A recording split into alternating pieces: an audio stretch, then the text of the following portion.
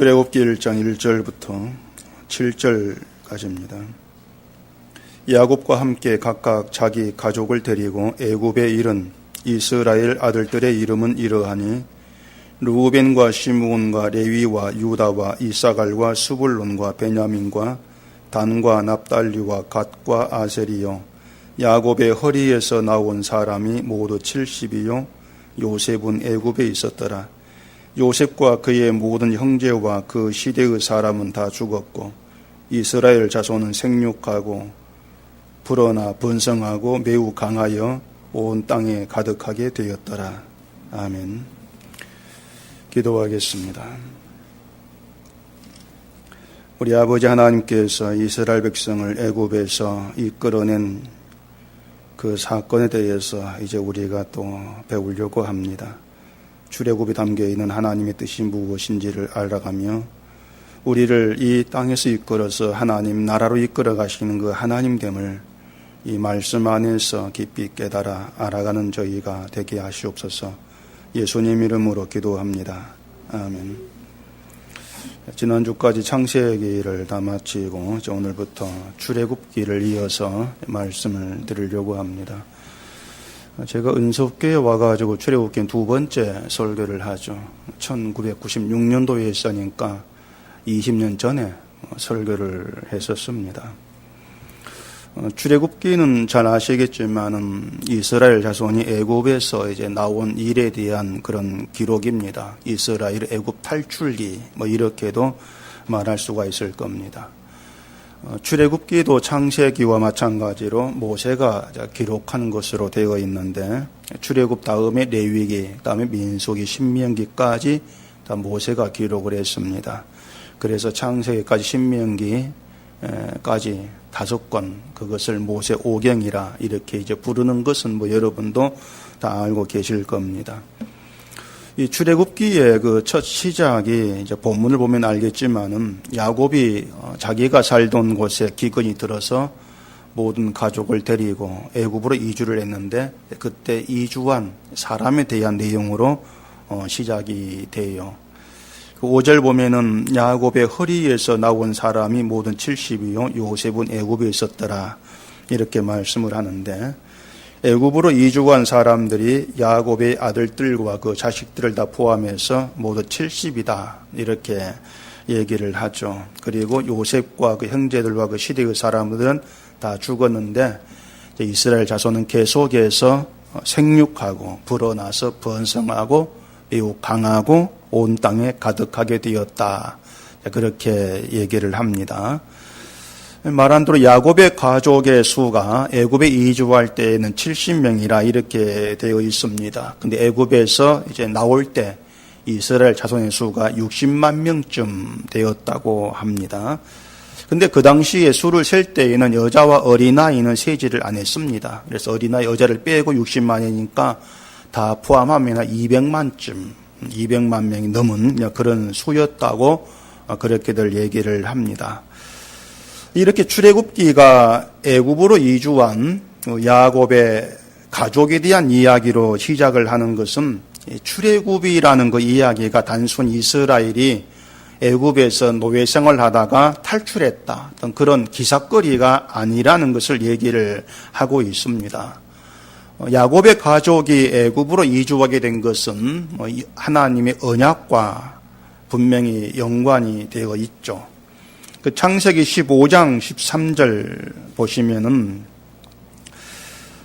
여호와께서 아브라함에게 이르시되 너는 반드시 알라 내 자손이 이방에서 객이 되어 그들을 섬기겠고 그들은 400년 동안 내 자손을 괴롭히리니 그들이 섬기는 나라를 내가 징벌할지며 그 후에 내 자손이 큰 재물을 이끌고 나오리라. 이렇게 하나님이 아브라함에게 언약을 했지 않습니까? 거기서 말한 이방이 이제 뒤에 애굽으로 드러나잖아요. 아브라함의 자손이 이방에서 객이 되어서 400년 동안 괴롭힘을 받으며 그들을 섬기다가 하나님이 그 나라를 징벌하심으로 큰 재물을 이끌고 나오게 될 거다. 그게 하나님의 언약이란 얘기입니다. 이렇게 창세기에서 하나님 언약이 세워졌고 출애굽기는 그 언약이 그대로 실행되는 것에 대한 이야기입니다.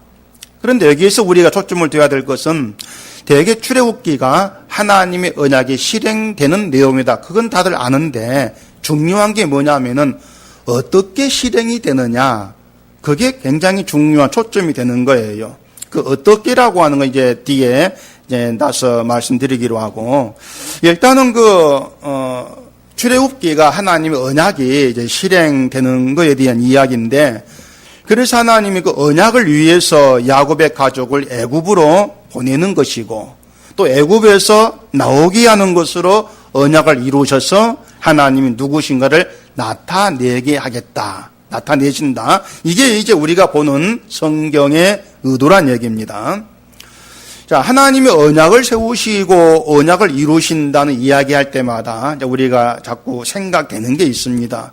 생각이라기보다도 어떤 이제 의문이라고 할 수가 있는데, 언약을 얘기할 때 꼭 따라오는 의문이라고 하는 것이 맞을 것 같아요. 이건 제가 창세기를 말씀을 드리면 몇 번 이제 언급을 했는데, 하나님께서 왜 자꾸 이렇게 복잡하게 일을 하시느냐는 겁니다. 언약이라는 게 그러니까 하나님의 복잡한 일이 되는 거예요. 자, 방금 말씀드린 그 창세기 15장에 아브라함에게 하신 언약도 내 자손 이방에서 계기되어서 그들을 섬길 것이라고 이렇게 말씀을 하고 있는데, 그 언약대로 하기 위해서 야곱이 살던 곳에 기근이 있게 하고, 그래서 애굽으로 이주를 하게 했단 말입니다. 그리고 400년 동안이나 괴롭힘을 당하게 하신다는 것인데, 굳이 그렇게까지 하실 필요가 있냐고 하는 겁니다. 큰 재물을 이끌고 애굽에서 나오게 하신다고 하는데, 큰 재물을 이스라엘에게 주시려면은 굳이 애굽으로 가게 하지 아니해도 재물은 주실 수가 있는 거예요. 그리고 애굽에서 나오게 하시려고 애굽에서 계기되게 하겠다 이렇게 언약하기보다도 아예 그런 언약을 하지 않으면 되지 않습니까? 그런 언약을. 그러면 이스라엘이 애굽에서 400년간 고생할 이유도 없다는 얘기입니다. 이게 이제 우리 입장에서 생각하는 거예요. 제가 지금 말씀드린 것이. 왜 그러냐면 이처럼 하나님의 그 언약이라는 것, 하나님이 일하심이라는 것은 늘 내 입장이 생각하면, 인간의 입장이 생각하면 절대로 이해가 안 되는 겁니다. 늘 따라오는 것이 왜 하나님이 이렇게 일합니까? 그게 우리 입장에서는 이해가 안 되는 거예요.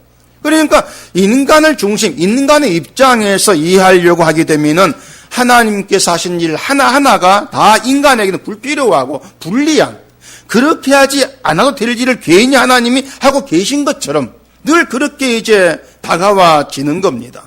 그렇기 때문에 하나님의 언약이라는 거, 또 하나님 말씀이라는 건 절대로 우리 입장 가지고 보시면 안 돼요. 그럼 이해가 안 돼요. 우리 입장이 아니고 하나님 입장에서, 하나님 중심으로, 하나님의 생각에서 이 일을 해야 이 성경이 그렇구나 이렇게 연결이 되어질 수가 있는 거예요. 왜냐하면 언약이라고 하는 것은요, 인간을 위해 세운 게 아닙니다.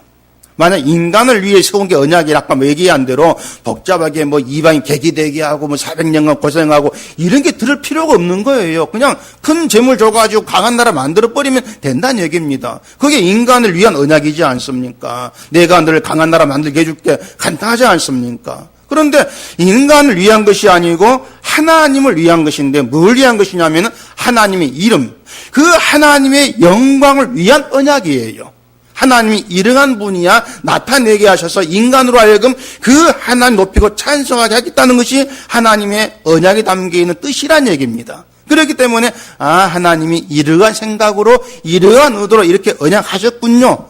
그런 시각에서 봐야만이 왜 번거롭게 인간을 야곱 가족을 애굽 보내고 애굽 고생하게 하고 이런 일들이 이해가 되어지게 되는 것이죠.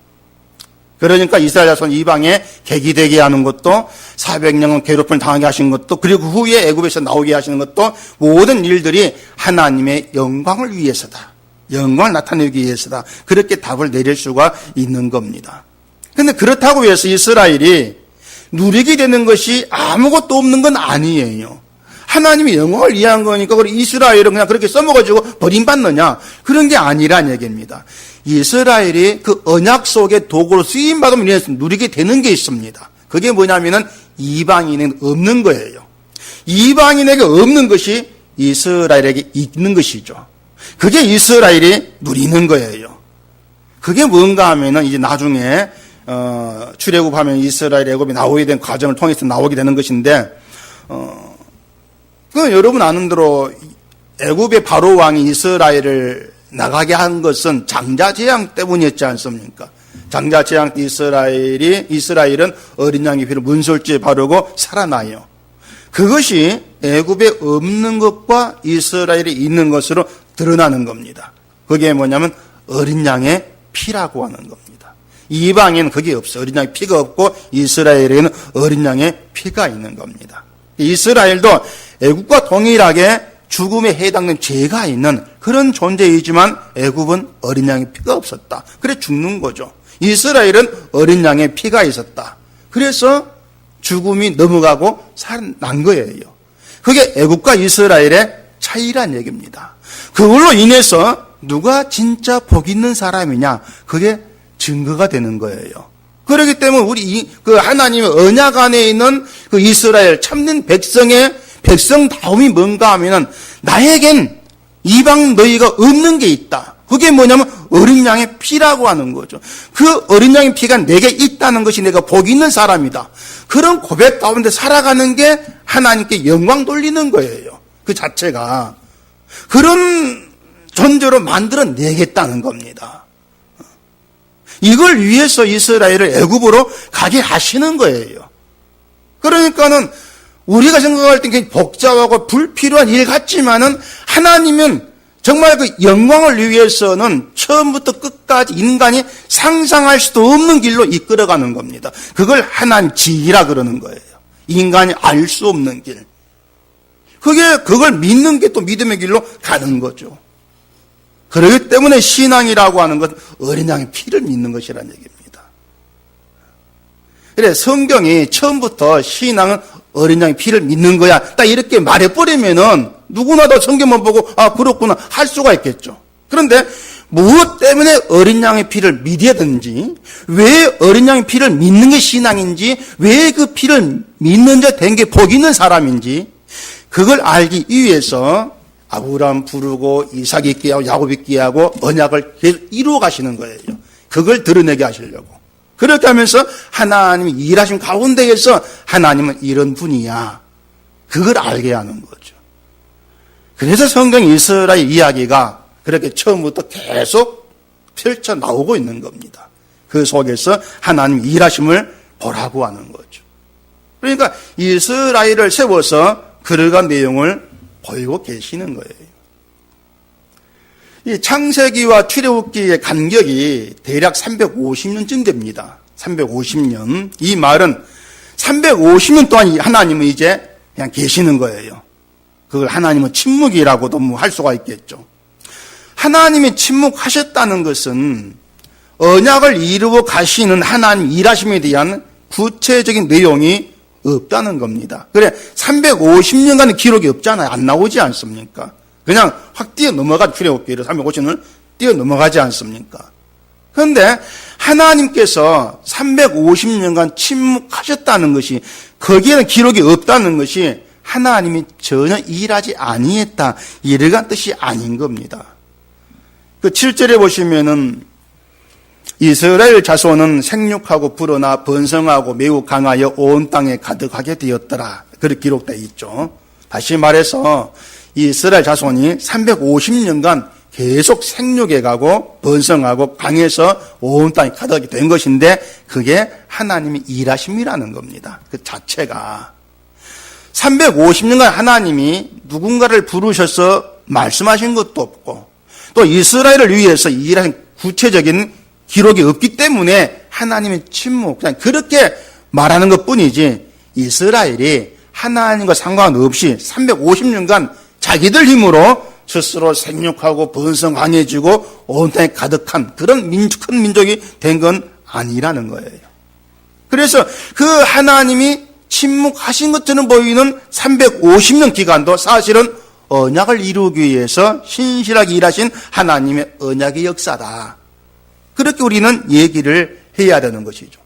자, 바로 그 점에서 오늘날 기독교인의 어떤 그 잘못됨이 이제 드러나는 겁니다. 지금도 어찌 보면은 하나님은 침묵하신 것처럼 여길 수 있지 않습니까? 물론 지금의 이 시대는 성경 구약의 신약과는 달라요. 구약 때처럼 하나님께서 부르신 자가 뭐 등장을 하고 하나님 그를 통해 말씀하시고 뭐 기적을 베풀고 이게 없어요. 또 신약 시대에도 예수님이 계셨고 사도가 있어가지고 말씀 증거 기도 있었지 않습니까? 근데 역시 지금 이 시대에는 그러한 기적도 하나님의 어떤 음성도 들을 수가 없다는 얘기입니다. 선지자도 끝났고 사도도 끝난 시대란 말이죠. 그렇기 때문에 세상은 하나님이 없다고 할 정도로 하나님 활동은 우리가 볼 때는 조용합니다. 진짜 아무것도 보이지 않는 것 같고 침묵하신 것처럼 그렇게 여겨지는 거예요. 근데 그것들이 뭐냐면 하나님 일하심을 늘 사람들이 자기 기준에서 판단하려고 하는 착각인 것입니다. 예를 들어서 하박국 선지자가 하나님과 항변했는데 그 이유가 뭐냐면은 악인 잘 된다는 것 때문에 항변했단 말이에요. 이게 뭐냐면 하나님에 대해서 잘못 생각한다는 인간의 그 잘못된 착각이란 얘기입니다. 뭔가 하면 하나님이 일하시고 하나님이 역사하고 살아 계신다면은 죄를 범하는 자가 잘 살거나 잘 되면 안 된다는 거죠. 그게 우리의 생각이지 않습니까? 죄를 범한 사람은 하나님이 계신 벌 받아야지. 천벌을 받아야지. 그게 하나님 일한 증거지. 이리 생각을 하는 거예요.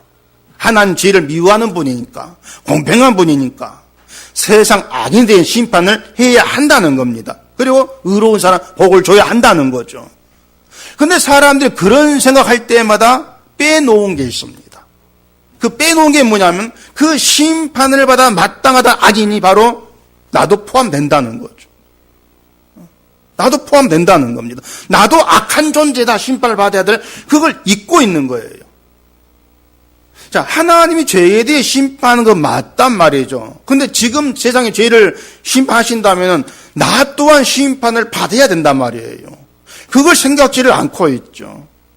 그래서 가장 크게 착각하는 것이 지금 생존하는 것이 자기의 힘으로 산다고 여기는 겁니다. 그게 큰 착각이죠. 하나님과 상관없이 내가 이 일에서 내가 버넘고 살아가 그 생각이죠. 근데 하나님이 350년간 이스라엘을 생육하게 하신 것처럼 우리를 생육하게 하시고 이스라엘을 번성하고 강하게 하신 것처럼 우리 역시도 번성케 하고 강하게 하면서 이 땅을 세워 가시는 겁니다. 근데 이것을 하나님 자기 백성을 외적으로 강하게 하시고 번성하게 하시고 그런 쪽으로만 생각지를 마시라는 거죠. 이스라엘을 번성케 하고 강하게 하신 것이 하나님 뜻이라면은 그건 언약을 위한 겁니다. 그 말은 하나님의 뜻은 자기 백성을 쇠하기도 하고 약하게도 하실 수가 있다는 겁니다. 꼭 강하게만 한다 그게 아니라는 거예요. 하나님 필요에 따라서 약하게도 하실 수가 있다. 그건 얘기죠. 그렇기 때문에 우리가 세상에서 뭔가 힘이 있든 약하게든 변함없는 것은 하나님 뜻 아래 살아갑니다. 그겁니다. 그럼 변함이 없어요. 내가 지금 생존하는 것도 하나님 뜻 아래에서 하나님이 일로 생존합니다. 그리 본다면은 하나님은 그냥 가만히 계시는 분은 아니죠. 일을 하시는데 그 일이 그냥 우리를 먹여 살리는 일이 아니고 그 먹여 살리는 생존 속에서 뭔가 늘 배워가게 하시는 거예요. 그걸 말씀을 통해 깨달아 가는 것이죠. 그래서 눈에 보이는 현실이 하나님이 정말 안 계신 것 같은 것처럼 보이지만 실상은 하나님의 뜻을 위해서 하나님은 날마다 일하고 계신다는 것. 이게 진짜 우리 현실이고 신자가 세상을 보는 시각이 이래야 한다는 겁니다. 그래서 창세기와 출애굽 사이에 350년은 야곱의 70명을 가족을 200만 이상의 큰 민족이 되게 하기 위한 하나님이 일하시는 기간이었다고도 일단 그렇게 우리가 보는 게 옳죠. 350년 하나님은 가만 계시지를 않았다는 겁니다. 자, 그럼 왜 굳이 350년이란 기간 동안 이스라엘이 큰 민족이 되도록 또 그렇게 일을 하셔야 됐느냐는 거죠. 굳이 큰 민족이 되지 않아도 몇십 년 뒤라도 그냥 이스라엘을 애굽에서 나오게 할 수도 있다는 겁니다. 근데 그런 게 인간이 자기 입장이 생각이라겠죠. 내 입장이 생각하니까 이렇게 하면 되는데 왜 이렇게 안 합니까? 늘 그런 불만과 의문이 사라지지 않고 나오는 거예요. 그런 생각이 지금도 우리 남아있기 때문에 하나님, 아니 이렇게 해주면 나에게 득이 되고 좋을 건데 왜 이렇게 안 해줍니까? 그렇게 늘 튀어나오는 거죠. 그 뒤에 9절에 보시면은요, 그가 그 백성에게 이르되 이 백성 이스라엘 자손이 우리보다 강하고 많고 강하도다. 애굽의 이제 말이죠. 이스라엘의 번성이 애굽에게 경계의 대상이 이제 되는 거예요. 그리고 10절에 보면은 자, 우리가 그들에게 대하여 지혜롭게 하자. 두렵건대 그들이 더 많게 되면 전쟁이 일어날 때에 우리 대적과 합하여 우리와 싸우고 이 땅에서 나갈까 하노라 하고, 전쟁이 나면은 이스라엘이 이제 커졌으니까 애굽의 적과 한패되어서 자기들을 공격할 수가 있다. 이런 염려를 하는 것입니다. 그래서 이스라엘을 괴롭게 해요. 이렇게 괴롭힘 당하게 되는 것도 결국 이스라엘 이방에서 괴롭힘을 받는다는 것과 연결되어 있지 않습니까? 이렇게 이스라엘을 중심으로 하나님의 언약이 드러나고 있는데 이것을 단지 언약을 세우시고 언약을 이루신 하나님으로 생각하지 말라겠죠. 그 언약을 하나님이 어떻게 이루시느냐, 언약의 내용에 이제 초점이 좀 가야 됩니다. 그런 점에서 오늘 본문에서 가장 중요하다고 할 수 있는 것이 5절에서 말하는 야곱의 허리, 이 말입니다. 야곱의 허리. 이게 본문에서 가장 중요한 얘기예요. 이게 어떤 말인지를 알아야만이 언약의 내용, 하나님의 언약을 어떻게 이루시는가, 또 신자들이 뭐고 이스라엘 다업이 어떤 것인가, 이게 다 드러나게 되어 있습니다. 자, 야곱의 허리에서 나온 사람이 모두 70이라고 하는데 왜 야곱의 자손이라고 하지 않고 야곱의 허리에서 나왔다고 얘기하냐, 그 말입니다. 굳이 왜 허리란 말을 하느냐. 사실 야곱의 허리에서 나온 사람이라는 게 좀 말이 안 되는 거예요. 어떻게 허리에 사람이 나옵니까? 근데 여기에는 중요한 의미가 있는 겁니다. 여기서 말한 야곱의 허리가 우리가 생각하는 엉덩이 위의 허리 부분, 그 허리를 가리키는 것이 아닙니다. 여기서 말 허리는 허벅지를 의미하는 말이에요. 허벅지. 야곱에게 허벅지라고 하는 건 특별한 의미가 있죠. 어떤 의미가 있습니까? 약복강에서 천사와 씨름할 때 천사가 야곱의 허벅지 관절을 치죠. 그 허벅지를 여기서 허리라고 말하고 있는 겁니다. 그래서 히브리어 성경 보면은 천사가 친 그 허벅지와 이 본문의 허리가 단어 같아요. 똑같은 단어예요. 그렇게 보면은 야곱의 허리에서 나온 사람이란지 그 의미를 우리가 알 수가 있는 겁니다. 또 허벅지가 허리와 연결되어 있기 때문에 허리라고도 이렇게 얘기할 수가 있는 것이고, 또 허벅지가 사람에게 힘이 되는 중심, 어떤 바탕이기 때문에 허리라고도 얘기할 수가 있는 거예요. 어쨌든 허리와 허벅지는 그런 점에서 같은 의미로 쓰이고 있는 겁니다. 자, 창세기 35장 찾아보십시오.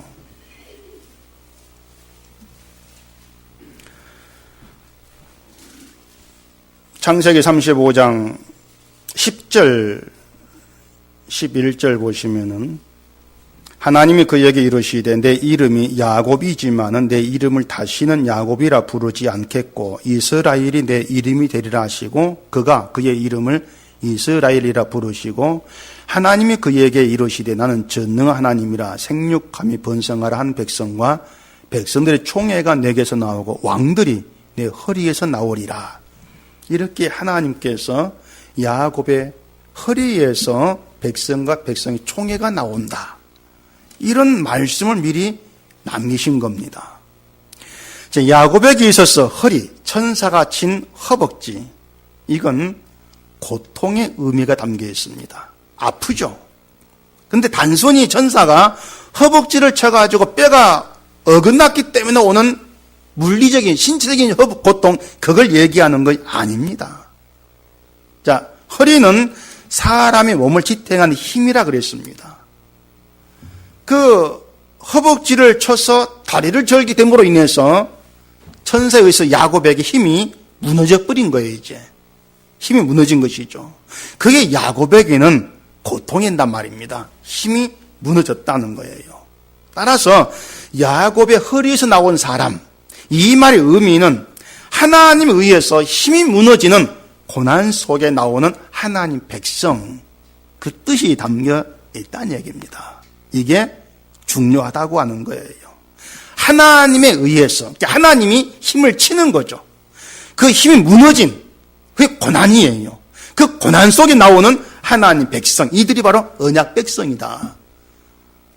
그렇게 설명이 되는 겁니다. 그래서 하나님이 허벅지가 어긋나 다리를 절게 된 야곱에게 이름을 이스라엘 바꾸죠. 이렇게 이스라엘 부르는 것은, 이스라엘은 이제 하나님에 의해서 그 힘이 무너지는 것을 경험한 사람들, 그게 이스라엘이다. 이걸 말해주고 있는 겁니다. 그냥 이스라엘 민족이 아니고 하나님에 의해서 힘이 무너지는 경험이 있는 민족, 족속들이란 얘기죠. 그게 하나님 백성이라는 거죠. 이스라엘을 저는 야곱 인간들이 다 알지 않습니까? 야곱의 추구했던 것은 힘을 갖는 거였습니다. 힘을 갖기 위해서 온갖 수단 방법을 다 동원한 사람이 야곱입니다. 에서의 장자권을 사고 이삭을 속여가지고 축복을 받아내고, 이 모든 것이 목적이 그거예요. 에서보다 또 이 땅에 그 누구보다 힘 있는 자 되고 싶어하는 거죠. 그 욕망이 있지 않습니까? 그 야곱의 이름을 이스라엘로 바꾸시는 것은 하나님의 언약에 의해서 창조된 참된 백성 이스라엘은 힘이 무너진 가운데에서 하나님의 전지전능하심, 하나님의 능력만 바라보는 바로 그들이다. 그게 이스라엘이다. 그 뜻입니다. 하나님은 그런 백성 만들기 위해서 계속 싸우는 거예요. 인간의 욕망과. 그게 이스라엘입니다. 따라서 야곱의 허리에서 나오는 사람이란 말은 야곱이란 인간, 그 한 사람과 아무 상관없이 하나님의 언약에 의해서 나오는 하나님 백성, 그들이 누구라겠습니까? 자기의 힘이 무너지는 걸 경험하는 자들, 그게 신자라 그 말입니다. 힘이 무너짐을 경험했던 자. 자, 그러면은 언약의 성취자로 오신 예수님은 이 땅의 힘과 상관이 있는 분이었습니까? 아니지 않습니까? 아무 상관이 없는 분이었습니다. 힘 없는 분으로 이 땅에 오신 거예요. 힘과 아무 상관이 없는 분으로 오셨기 때문에 세상 힘에 의해서 고난을 받습니다. 죽임을 당하지 않습니까? 그게 예수 그리스도 가신 길이고, 그 예수를 바라보면서 그 길로 가고자 하는 그들이 바로 누구냐? 힘이 무너진 하나님 백성이라는 거예요. 힘을 추구하는 사람들은 예수님이 가신 십자가를 안 갑니다. 왜 갑니까? 그게 힘이 되지 않은 길인데 그 길 안 가죠. 결국 십자가의 길로 가지 않냐고 예수 이름 부르는 거예요. 예수를 이용해 힘든 데 되려고. 그게 신자가 아니라는 겁니다. 하나님 언약과 상관없는 존재라 그런 것이에요. 그렇기 때문에 언약의 내용이 중요하죠. 언약의 내용이라는 건 결국 하나님에 의해서 힘이 무너진 자들, 그렇게 설명이 되어진다는 얘기입니다. 사람이란 누구나 힘을 추구하고 원합니다. 가능하면 좀 더 큰 힘을 가지고 싶어 합니다. 최순실도 문고리 4인방 누구도 다 힘을 쫓는 그런 사람들이잖아요.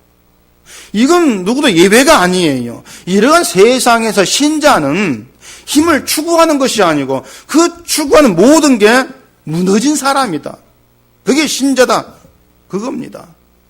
힘이 무너졌다는 것은 세상 힘을 추구하는 욕망이 다 사라졌어, 이런 뜻이 아니고 세상의 힘보다는 더 큰 힘이 나를 붙들고 있다, 이걸 알았다 그 말입니다. 이 땅의 힘이 아니라는 걸 알게 된 거예요. 나를 붙들고 있는 전능하신 하나님, 그 하나님의 힘이 진짜 힘이다. 그래서 내게 하나님이 함께 하시는 것이 바로 힘이 있는 거야. 그렇게 여기게 된 사람이죠. 그래서 신자는 하나님에 의해서 참된 힘이 무너지고 참된 힘, 이 땅에 권세자로 오신 예수 앞에 굴복된 사람, 그걸 신자라 그래요. 그래서 하나님이 우리에게 성령 보내신 것도 우리가 추구하는 힘을 무너뜨리기 위해서, 그리고 참된 힘으로 오신 예수를 바라보게 하기 위해서 성령이 오시고, 그들을 신자로 이렇게 일컫는 아닙니까? 그렇게 이를 이루어내시는 것이 곧 하나님의 전지전능하심이에요. 때문에 신자는요, 세상의 힘이 아니고 하나님의 권세, 그 전지전능하심이 나를 예수께 붙어있게 하고 나를 구원에 이르게 한 진짜 힘이다, 권세다. 이걸 믿는 겁니다. 하나님의 힘을 믿는다는 것이 힘이 무너진 사람이에요, 그것이. 이렇게 힘이 무너진 그들을 이스라엘, 이렇게 부르는 겁니다. 이스라엘, 언약 백성. 그렇게 불러요.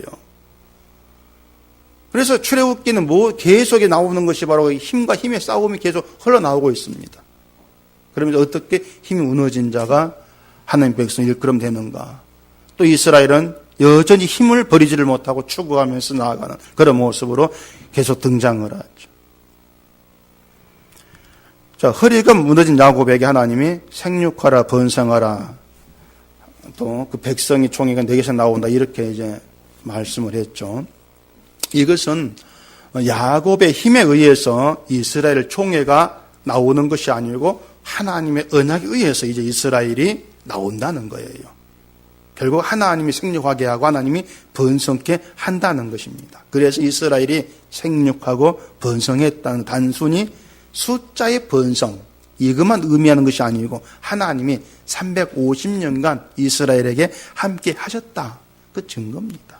함께 하셨다. 이스라엘의 힘과 희망이 애굽에 의지하는 힘이 아니고 전지전능한 하나님이다, 그 얘기죠. 이게 전지전능한 여호와 하나님 너희들 힘이다. 이걸 아는 게 참된 이스라엘, 그렇게 드러나게 되는 겁니다. 그래서 참된 이스라엘이냐 아니냐는 것은 무엇을 요구하고 필요로 하는가, 이걸로 드러나게 되어 있습니다. 얘기한 대로 진짜 이스라엘은 힘이 무너진 존재이기 때문에 세상 힘을 달라고 하지를 않죠. 하나님이 내 참된 힘이십니다. 그 힘을 믿고 의지하는 자로 살게 해달라, 이렇게 나오는 거죠. 그게 이스라엘이죠. 바로 이것이 야곱의 허리에서 나온 하나님의 사람이에요. 언약 위에서 나온 하나님의 사람. 그래서 애굽에서 나온다, 그 얘기는 세상의 힘으로부터 빠져나온다, 그 뜻입니다. 출애굽이라는 게. 때문에 신앙은요, 내가 힘 있는 자 되려고 하나님을 찾는 것이 아닌 겁니다. 그건 절대 신앙이 될 수가 없는 거예요. 오히려 힘을 추구하는 욕망이 예수님 십자가로 무너지고 하나님의 전지전능하심, 그걸 믿는 게 진짜 신앙이죠. 그래서 우리가 하나님을 믿는다 할 때에 정말 언약의 내용을 내가 알고 그 내용에 대해서 살아있는 상태에서 하나님을 내가 믿고 있고 의지하고 있는가, 이걸 늘 우리가 살펴가야 되는 겁니다.